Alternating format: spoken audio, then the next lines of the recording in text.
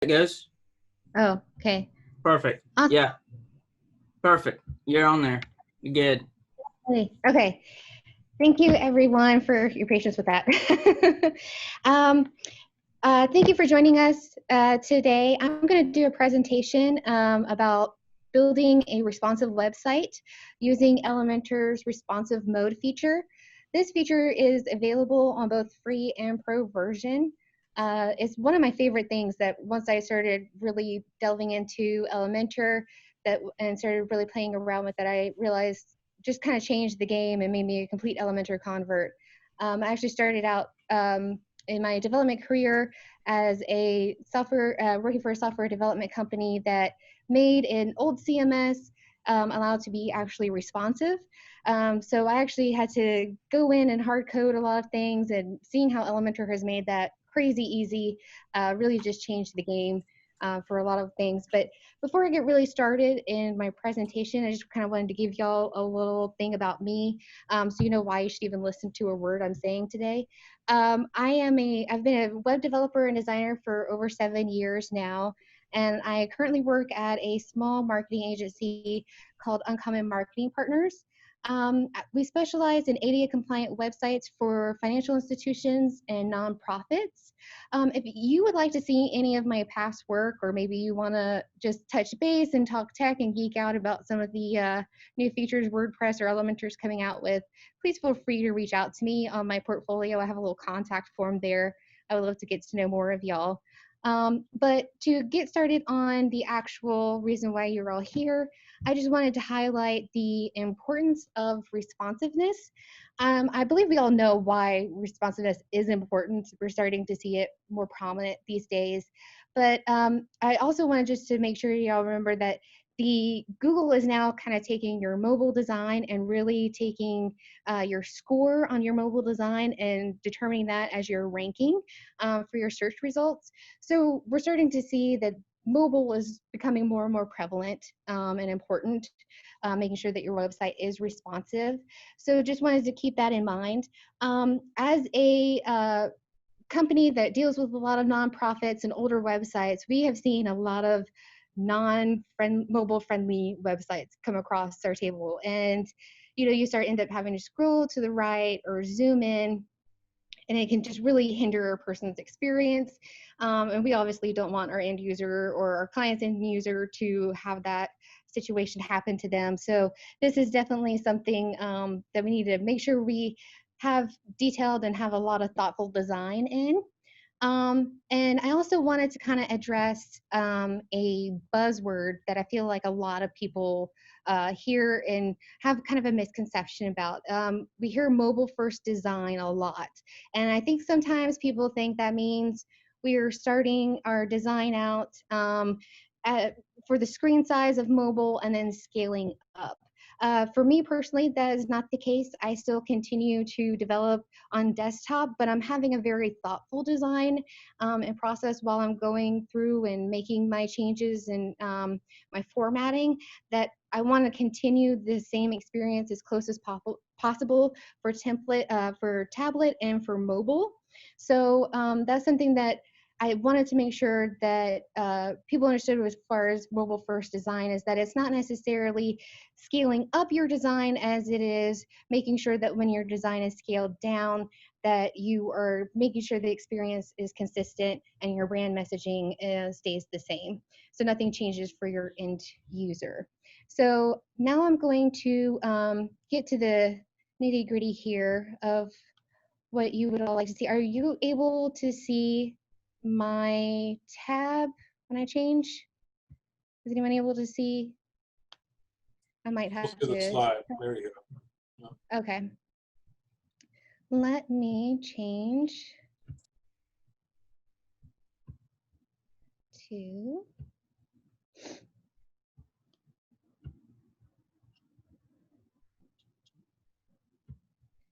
Apparently, it will only let me share the actual tab, so I'm gonna change this here.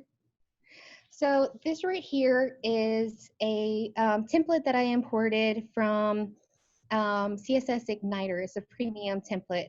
I wanted to use a template design to show you how this responsive mode feature works, because I feel like templates and Elementor kind of go hand in hand on a lot of things. They're a great resource for finding out different features that you didn't know were possible, or getting some design inspiration, or maybe you're a newbie and kind of just want to have a plug and play site. But there are some details about these important themes that just kind of lack in the responsive design area. So little things that can still hinder the experience, and things that you can do to personalize it and really change things up to make it your site.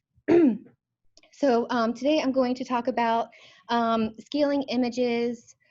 We're going to talk about column layouts, how you can try and maintain that as much as possible. We're going to discuss column stacking. So sometimes you can actually, if you want to have a reverse column stacking, we're going to discuss that.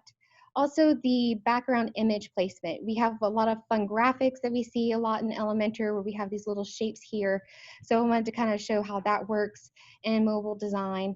We're also going to talk about alternative design options that you can do for something that may not scale down as easily, but you still want to make sure is available to your end user. So I was going to give you a little option for that.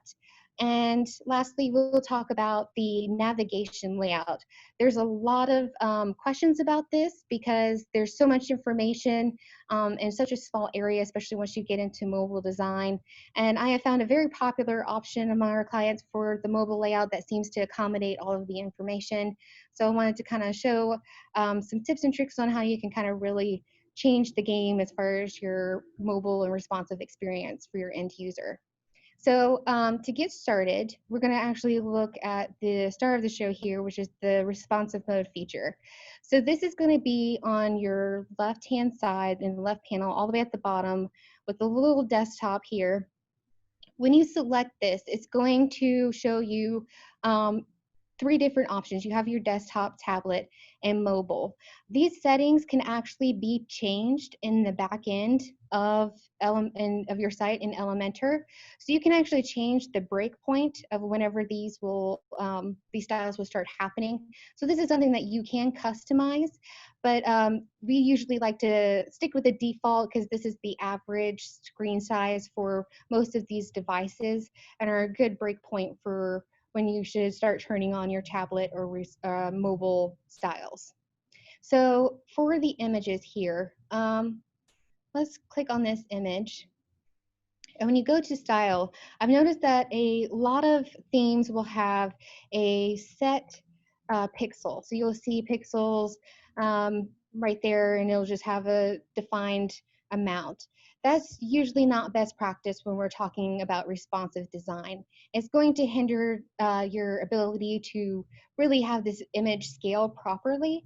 It could have a tendency to go past the breaking point of the screen, which will cause you to have to scroll to the right or to the left or up or something to actually view the image. Or it could be just, quite frankly, too large for the screen size and take up too much space. So most of the time, I will come in here and I will change these to a percentage so that it will help with the scaling. Now, to show you how the responsive mode works, when we come over here and we go into tablet, as you can see, the image is quite large for the screen size and would require the person to scroll a fair amount just to even get to the basic information of what was actually available above the fold and desktop. So when you come here, you can change it again. You see it's hard pixels, but you can come here and we can change this to 80% and change the size, or even go even further to 40%. And now you still have that imagery and availability here, but before the person scrolls, they can tell that there's some actual content that they can see if they continue scrolling. Also, I've noticed a lot with Elementor templates is that they will add a lot of extra unnecessary padding. So that's something that I usually like to change a lot as well. So you can come to this section here. We'll go into advanced, and you'll see that there's these little icons here. And when you see these little icons, that indicates that that is able to be changed per device. So you can have a different padding level for desktop, tablet, or mobile. As you can see here, again, it is set to a hard pixel. We're going to change this to percentage, and I usually do an average of about 2% around things just to give a little padding, but nothing, so it's not terribly flush up to the top of the section, but just a little bit to kind of add enough design spacing. And then from here, we can even change our sizes. So as you can see, whenever you have the indicator of these icons, it tells you what you can are allowed to do. There are certain restrictions as to what you can do for responsive design. So we can actually change the alignment of this text just for tablet or mobile. So we're going to continue having it at this size. I also like to use, in responsive design, I like to use EMs instead of pixels. So something that I will do is I will change the size of that so that it's not such a hard set pixel. Actually, fun fact, this is, that can hinder you in accessibility wise for ADA compliance. Having set pixels is not, is kind of frowned upon. So we want to kind of stick with very relative things so that people can, if you have a sort of accessibility tool here that alters font and text, it will allow you to, the user to have more control and not have such a set pixels.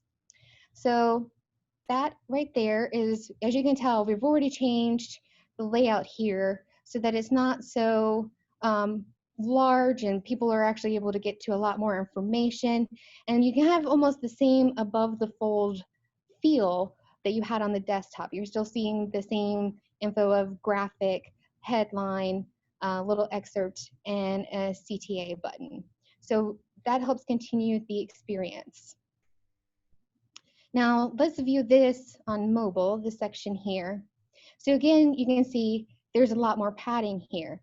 What's going to happen is you can set a pixel or a percentage per device, but it will naturally inherit the device size above it. So a tablet is going to inherit the desktop design, and the mobile is going to inherit the tablet design just by default. So you want to go in and make these changes and check them, just because you may make the change in tablet now, but it will have its old settings previously. So just by default, it's going to have the settings from the tablet or whatever size screen above it. So now we can see this little area in mobile and how it works. And again, we probably, for end result's sake, we would want to change this to be something else. And you can change line height to match. So that helps. So just a little small adjustments that allow your user to actually have the same visualization that they had in desktop. So that is the scaling of images. Does anybody have any questions about that right now? No? Okay, awesome. So I'm going to go back into desktop so that we can kind of compare each section as I'm going through. Hey, Kaya. This right here. Yeah. I do have a question. Sure. So I know you explained why you use M's, but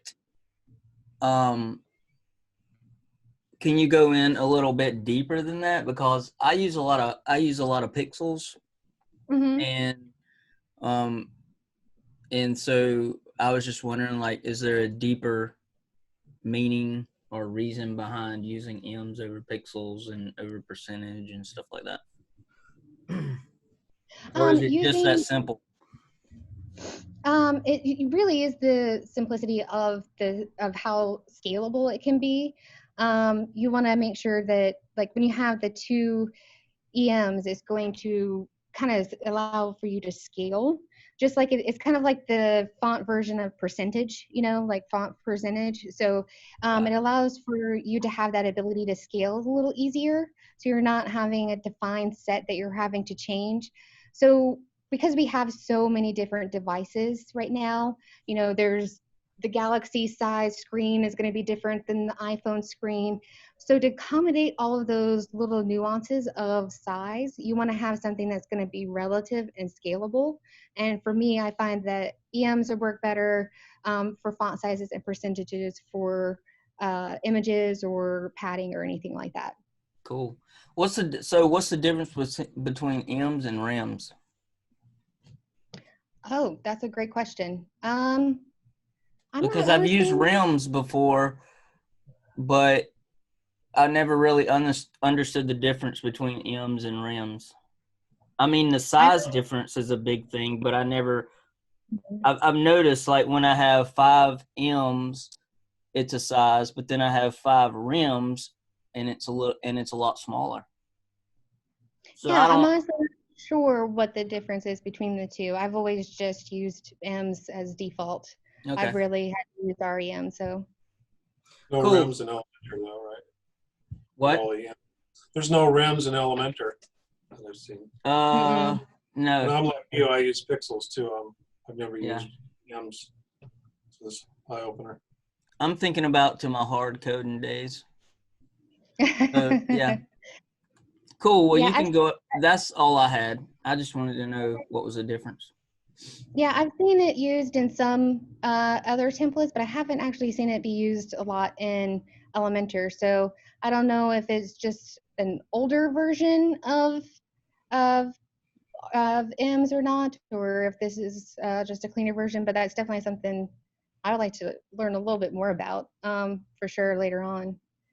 Cool. But cool. So for the next section here, I wanted to talk about columns and how you can change that and adjust it to be your screen for your screen size. So we have this right here where it's actually 4 columns, 1, 2, 3, 4. And we want to kind of keep this same feel whenever we are scaling down our screen size. So let's see this in tablet. As you can see here, I've changed it where instead of it being 4 directly across, we have your heading here, but you're able to adjust your column size based on the screen size. So originally, most templates, whenever you import them and they take columns, they'll kind of be stacked to 100% like this. So it will look very tall and require you to scroll to actually see the exact same information. And obviously we don't want to have that. We want to continue the experience where it's just a simple CTA block and they can easily view all their information, save all that scrolling power for later. So when you click the column button here, you can adjust in percentage the width of what you would like for your column. So for this one, to create the same effect, I did a 40, and then we're going to do another 40. And then this will kind of autofill in the remaining bits because Elementor is awesome and likes to try and help you out when it can. So this is just a little option that you can do for your stacking of columns. You want to have them as much in a row as possible without hindering the design. If you look at this in mobile, I decided because we have such little space, if we stack these side by side, it would be maybe a couple of characters a line, and then it would have to break off into a different level, and it would just create even longer spacing and kind of make it very unreadable for users. So as you can see here, looks a little faded out, and that's because I have it hidden on mobile. And the reason why I did that is sometimes you want to, like this image, while it's great and offers great design, as far as mobile, it's not offering a whole lot as far as representation of your information. So it's just kind of creating a weird, odd white space here. So you can actually do some show hide features available, and I'll kind of delve in that a little bit later. But I just wanted you to know that whenever you see any elements that are faded like this, that means that it's not visible on that device screen size. Quick question. Yeah. So, and you can talk about this later, but have you noticed, like, I've noticed on some websites with Elementor, that it will totally hide that element, like not gray it out. It'll totally hide it. But on other websites, it just grays it out. Have you noticed that? Yeah, I'm not sure if that is dependent on the theme that you were using, maybe. Oh, okay. I wonder how much of that has to do, because whenever I've used other themes with Elementor besides Hello, my default, it has a tendency to hide it completely. Yeah. Okay. So I think that's the theme choice and theme setting that's available. Gotcha. So this is an example of how you can kind of see the same information where it's stacked like this. And because we have such like limited space, you know, we obviously have to utilize it as much as possible. So let's go ahead and scroll down to this next section here. Now this is a very stereotypical layout, 2 columns with an image in one side and some text on the other. Now when we're looking at different screen sizes, we are seeing that obviously this image is crazy large, so we'll want to come back here and change this to the percentage that we want it to be and make it a little smaller if we want. We can make it as big or as small as we like. We're going to change our padding here so it's no longer a hard set. Do the same thing that we did for the other dog earlier. Now, sometimes depending on your content, when you're looking at something in a device, you really don't want the graphic to be above the information. Maybe the information is more important as far as what the end user sees versus the graphic. You want to make sure they are getting what they want when they want it. So to accommodate this when it comes to different screen sizes, this is another cool feature that you can do in Elementor. So when you are in a section, since we have the 2 columns that are here are in a section, we're going to create that here. We're going to go into Advanced, into the Responsive tab. And this allows you to reverse the columns that are visible. So it will basically switch it. So if we select this here, now the original right column is now on the top. You were able to kind of switch these out. So you can have the ability to make sure that the information is right there. As soon as they're scrolling, they can see it, and then have the graphic representation that you want to have. So you can kind of keep your design still, but it's not hindering any information being obtained. So let's see this in mobile. So as you can see, it's going to inherit its old styling. So that's why we have to go in and change these. And templates especially are very bad about just adding their little padding and styling that they would like. So you have to go in and kind of personalize that to be what you would like. Okay, so let's go to the next area. Sorry if my scrolling is too much or too fast. Please let me know if I'm moving too fast for y'all. So for this section here, this is going to be about using background images. We see a lot of these little graphics here. This is becoming very popular in design, where you kind of almost have like a scrapbook looking feel to it. Really fun idea and really cool, but can actually cause a lot of frustration when it comes to your responsive design. So let's, as you can see here in tablet, when we scroll down here, the background is now, you know, you can't hardly read this content. It would be very difficult to read for any person to be able to understand. So we want to move that out of the way. And how we do that, this was added to the actual section itself. Okay, let's see. Yes. So it was added as a background image to the section. So as you can see, it's showing right here these little icons saying that we can change the image, which is super cool. So you can actually come in here, and so to say you want it to now be a different icon for whatever reason, you now have that ability to change it, and it will only show this icon for the tablet screen size. So now obviously, yeah, we've changed the icon, but it's still in the way. How do we fix that? This right here, you can change the positioning of where it is located on the screen. So right now it's saying to keep this icon at the bottom right of this section in tablet view with no repeating of the image and just its default size. So what we can do here is take the position, and we're going to do top center. That now obviously takes it out the way. You can even do top right if you want to have it in the corner and maybe take up some of this padding here if you wanted to. So these are some options that you can do to change it. Now, if we view this in mobile, it goes back to the tablet, the desktop graphic. So you can actually change the graphic per device. So if you wanted to have a particular one, maybe of a different color or size or orientation, you can do so just for that particular screen. And it's naturally going to be set to default for a lot of these things unless it's basically going to try and inherit as much as possible from the screen size above it. So it's taking the position that we had from the top right of the tablet, and as you can see, it is keeping that in mobile to the top right of this whole entire section.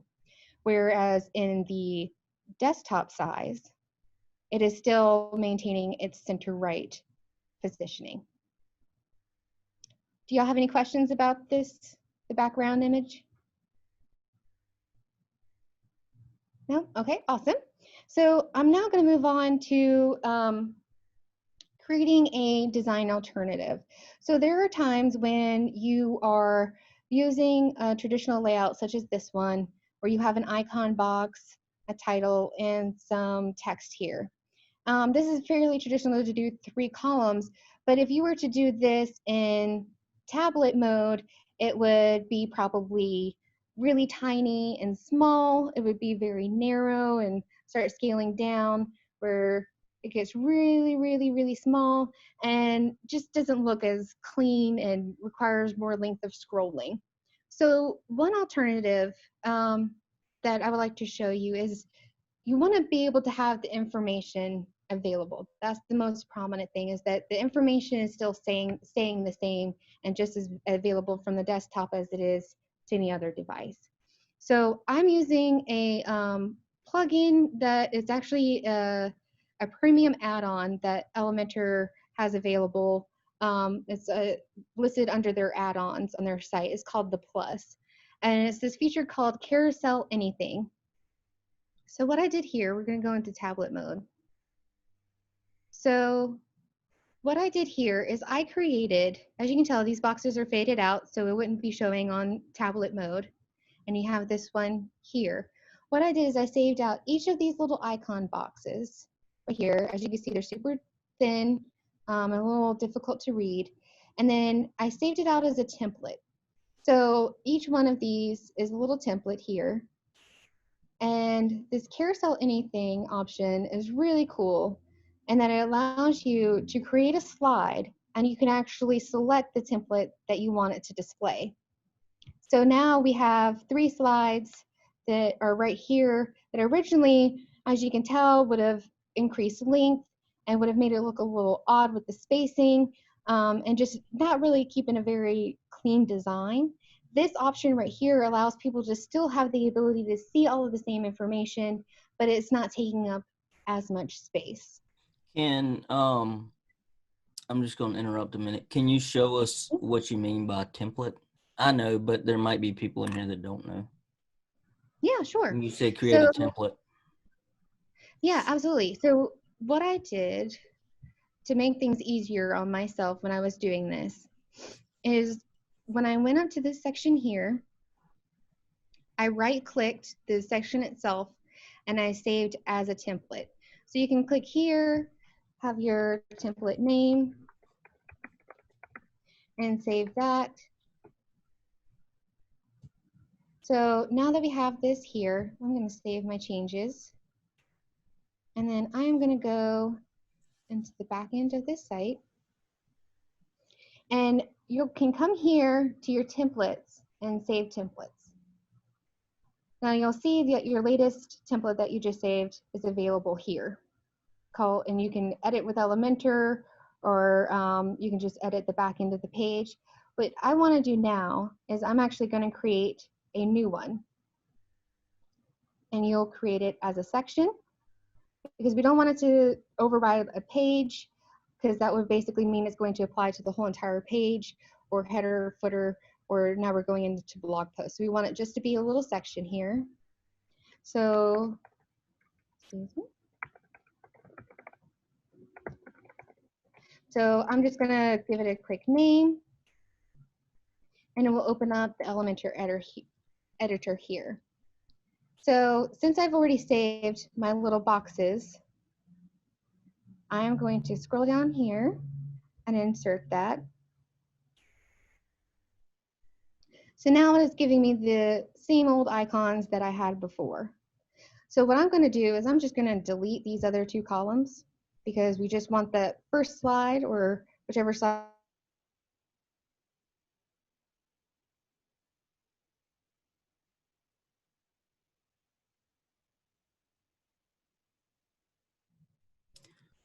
Did somebody? Let's go in this section, make sure it's visible here. Yep, it was going to be hidden. So now we can save this. When we go back to our page that we were working on,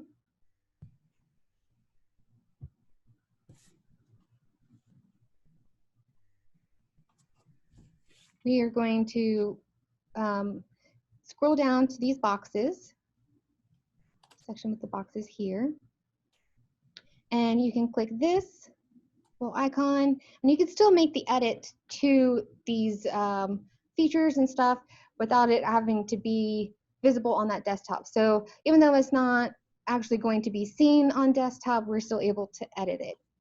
And this carousel anything, if I wanted to add an item, I can give it a little quick name, and then from here I can select the template that I want to have displayed. And from there, it will show that as a slide in the scrolling feature here. So let's go into tablet mode, and now you can see how it would work here. And then if we go into mobile mode, you can see that now it just takes up the full space here, and these arrows give a great indicator to let your user know that there's actually more information and things that are happening, so they can have a little more control, because maybe the slider is just going a little too fast for them, or they want to be able to pause and reread something. They have that ability to maintain control. So that's something I would continue to always have available, whether it's dots or you decide to do arrows like this.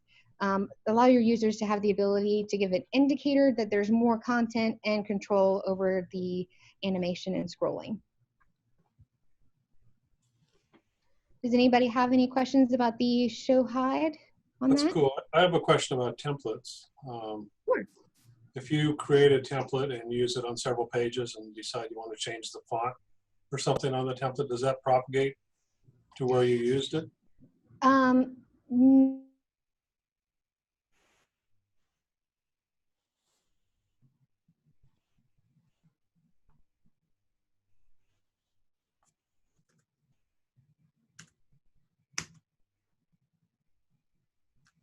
With the situation is I use the short code that's available. So let me go back here so you can kind of see what I'm looking at. So when you create a template, they automatically add, I think this is available only in the Pro version, I believe, to have the short code. But you can actually grab this here, the short code for the template.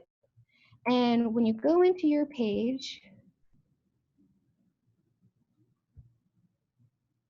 you can use the short code module that's available and paste that short code in. And that way, whenever you do make the change to that template, it will display right there. So we'll do a quick search for short code, add it here. and it may or may not display it yet. Okay, it will display on the back end. So you can see right here. And whenever you do make the change in the template area, that is how you can make it where the change will say, will be created dynamically. Oh, okay. I see. It doesn't allow you to change that element here on the page. So that's good. Hey Kaya, there's a different way of doing that too. Oh, yeah? Yeah. So Elementor, and I'm not sure if this is a pro version or a free version, but type template in there in the search bar for the, yeah. Okay. Drag that over Mm-hmm. and you can search for the template.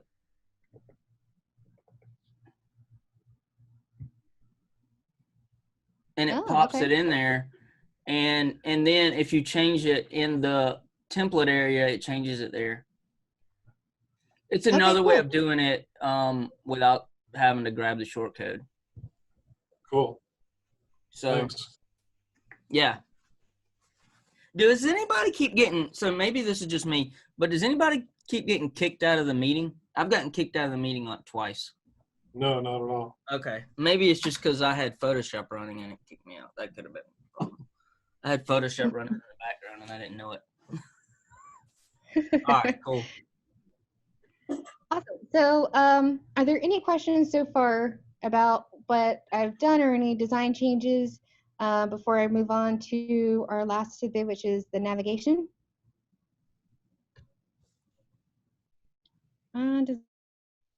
So I'm going to continue moving on. All right. So I did a fairly standard layout that a lot of my clients seem to like and prefer to have. Because we deal with a lot of credit unions at Uncommon, you know, they want to be able to have all of their information easily accessed, and they want it all right there. They don't want their member to have to look around and try and find anything. So we have a lot of ways of kind of keeping this where it's still available, this information, but it's not taking up as much space. So what I did here is I have it where it's going to go on to appear as soon as it happens on tablet.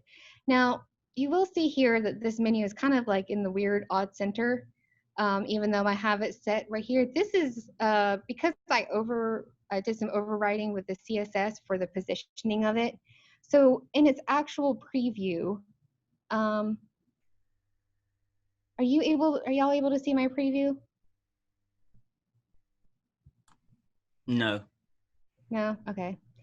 Let's see. It will actually, the menu will be right aligned whenever you make the screen smaller. So I'll change tabs in a moment when we have completed this so you can see how it will all work.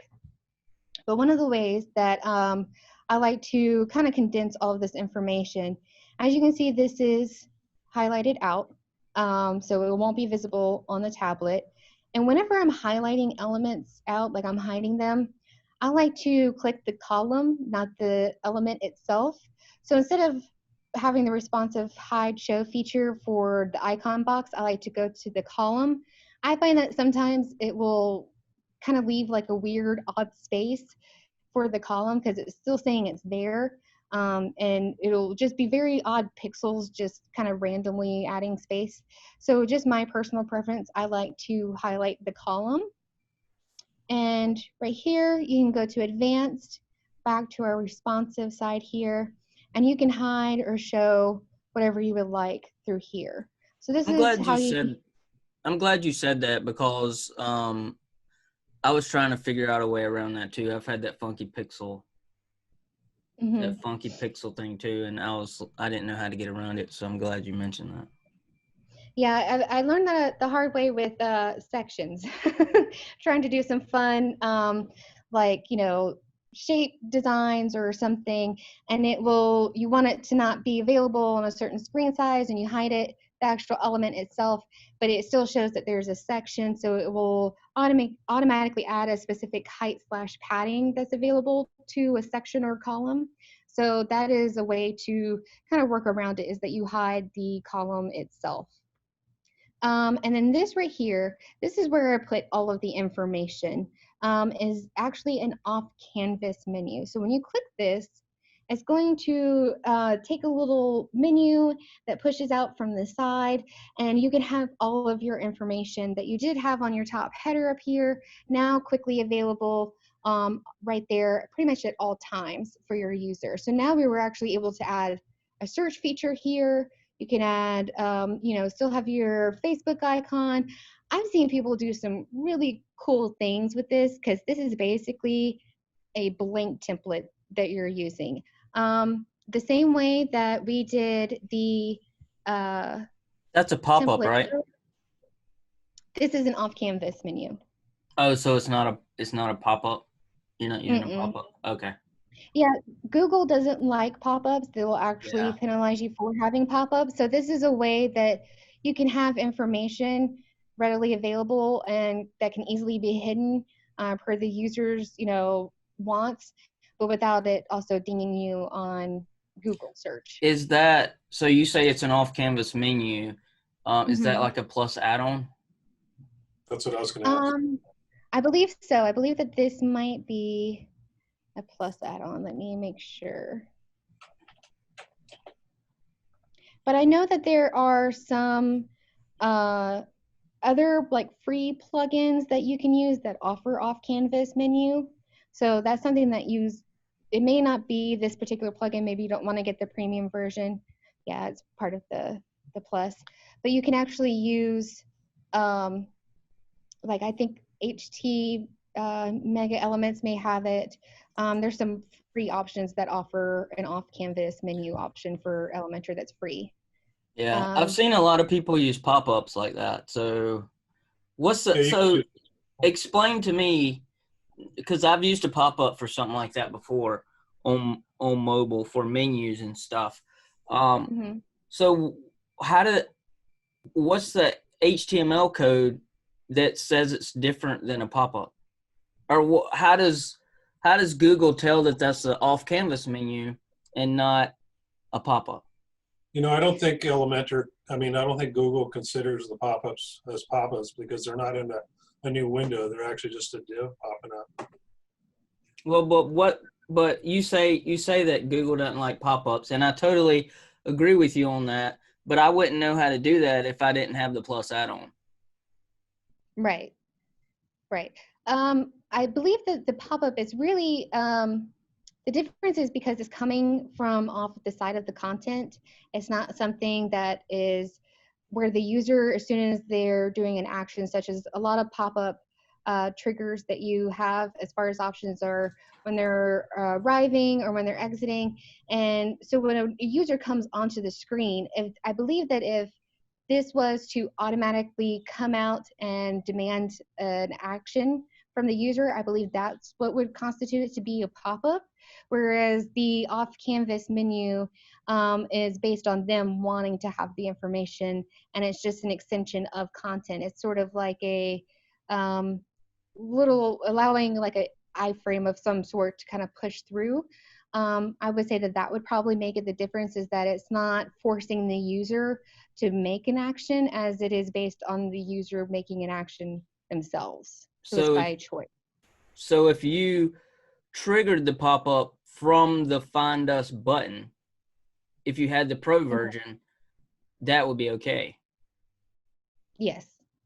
Okay, that's what I was talking about from the get-go. All right, gotcha. Cool. Yeah, so you could technically use a pop-up and trigger it from the button. I would imagine so. Because I've done that in the past, and I have a situation on a website right now that I might think about doing that to take out some of that stuff in the menu. Yeah. So is this actually a menu, or is this a template that pops up? This is a template. So I created a template where, I just had an icon list, search, and all that. Obviously, you just have to keep in mind that it's only going to be maybe 300 pixels wide. So you can't be putting anything like too crazy big in there. Otherwise, it will force you to scroll. But other than that, that's all you had to do was just select the template that you want, and it'll just pull any of that information. Cool. Thanks. Welcome. So also, so that's a great way to have a lot of your information that is just a lot and can be kind of overwhelming on the navigation. This right here, the actual nav itself, when you click on it, you will see that I have it set to full width here. Uh, this is a selection that you would have to make because if you don't have full width, what it will do is if we turn this off, you will see that when you click the menu, it will stay within the column that you have the actual navigation hamburger icon in. And that just kind of obviously creates some weird spacing with the logo and just really isn't a clean look most of the time when people are wanting to get to the navigation, you know, they are looking for something in particular and don't want to have to try and figure that's just kind of random bits and spaces like that. So in this setting, definitely choose full width. That is great and helpful for there. So when you select this, it'll allow you to drop down full width below the navigation, allowing the icon, your logo to stay the same size and ratio. Also, when you are doing your mobile navigation here for the drop down, if you go into style, drop down here, you can change based on screen size, the distance of this navigation here from where the menu button is. So what I mean by that is you can actually move up and down how you would like to have your navigation displayed. So to say you have like a really cool shape divider underneath here on your navigation, you want to continue having that for your tablet, but it's actually your menu is now covering that up. You can actually create some distance between there and allow that to be visible.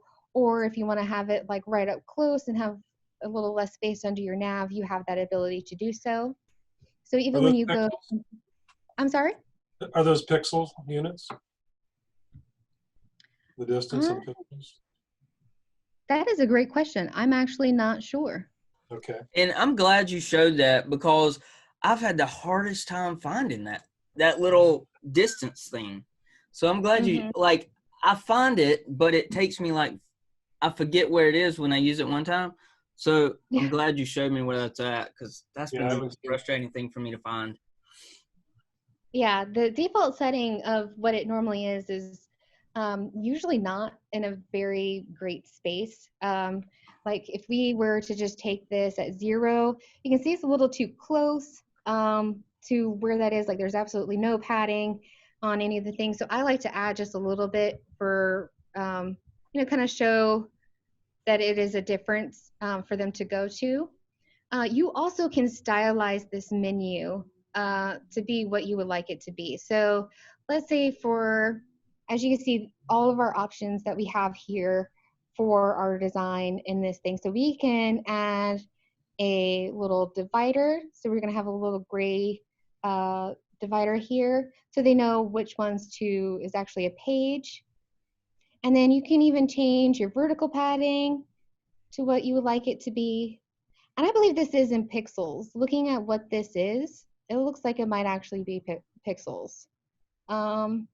Horizontal padding, so you can change it. Maybe you want it to be completely in line with another design element, or if you want it to make sure that like that accessibility icon isn't getting in the way of it, you can adjust it so that. How would you make that?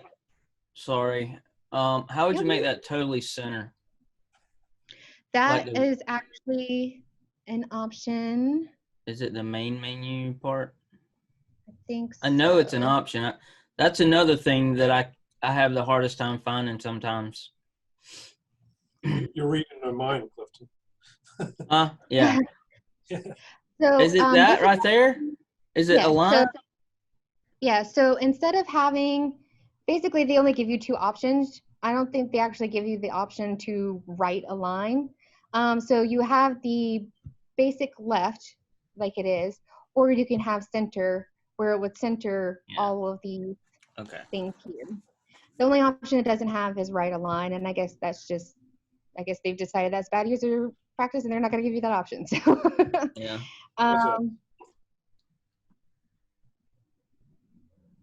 So yeah, that is the navigation menu. So you can change the colors for what you would like for your drop-down navigation.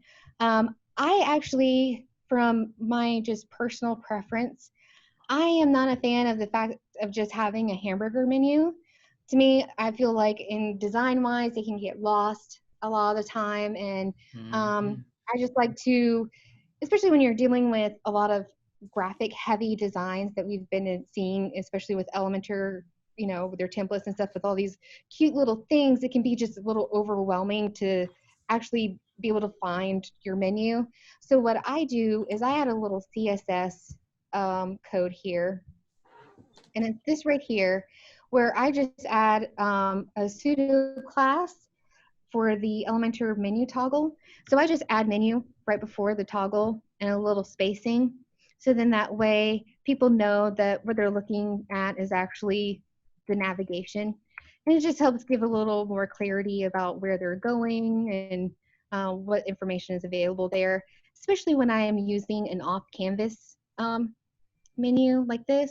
I prefer to have this to be labeled. So this is something that I'll usually add as a personal preference in my design, just to make sure that people know what action is going to happen once they are done.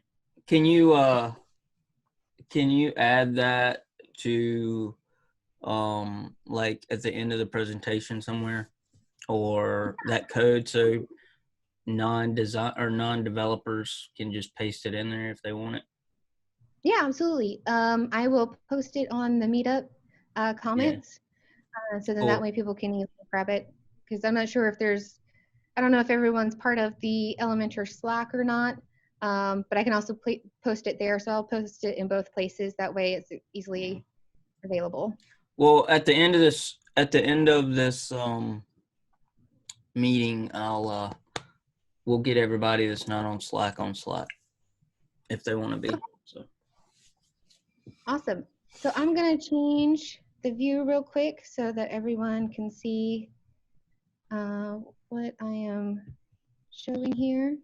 So this is the preview of all that we've done so far. And I kind of wanted to show you this so you can see the menu by what I was meaning, because I overwrote it in CSS so that it would be centered for mobile, but it would in tablet actually be right aligned. I will also share that little snippet of code that I have, but I just wanted to show you that this is how the navigation will look as it's scaling down. So information is staying very clean. Now you could even do where you have your logo here and your menu here for mobile if you want to reduce the space. That's an option you have. As long as you have that full width setting, it will always break down into a new line. So just make sure you have that available, and it will help you out greatly with the look and feel. what plugin, and this has nothing to do with your presentation really, but what's the plugin for the wheelchair blue icon? What plugin is that? This is UserWay. Okay, It's a front-end accessibility plugin.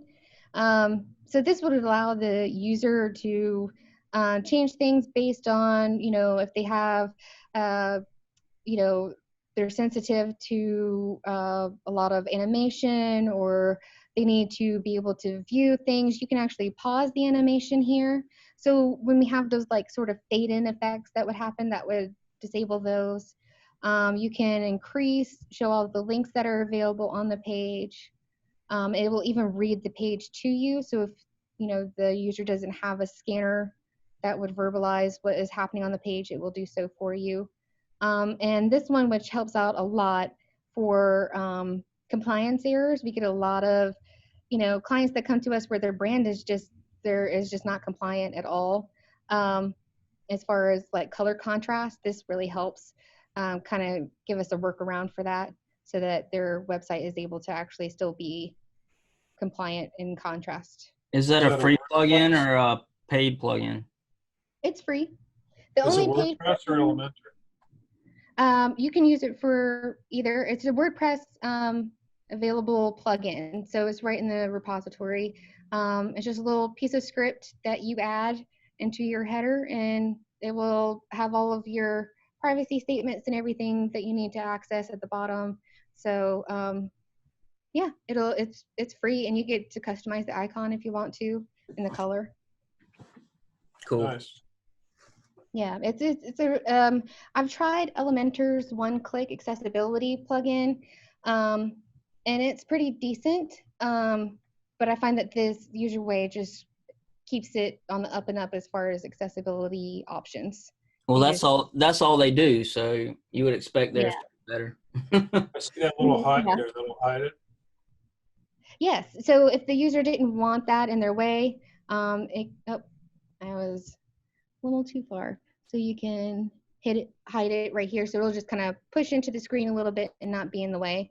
And then If you you just, go to another page, it'll still be hidden. well, you know what? Let's see. I believe so.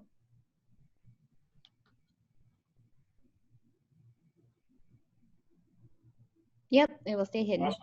Cool. So yeah, that is actually my presentation for today. So does anyone have any questions or anything that I can answer or help clarify?